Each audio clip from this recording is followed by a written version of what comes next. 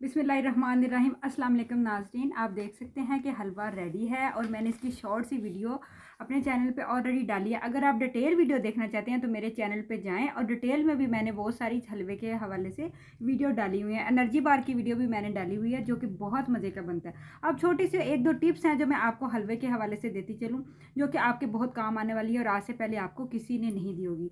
तो आप मेरे वीडियो को लाइक ज़रूर कीजिएगा और चैनल को सब्सक्राइब कर दीजिएगा, ये मेरे लिए आपके लिए में तोहफ़ा होगा। और टिप्स ये है कि जब आप हलवा बनाएं तो अक्सर क्या होता है कि हलवे का कलर बहुत ज़्यादा डार्क हो जाता है और स्कील सा हो जाता है।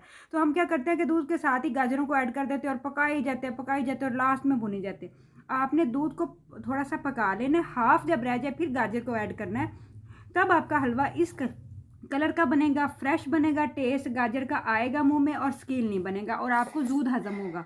नहीं तो हलवा बहुत स्कील बनता है। अल्लाह हाफिज़।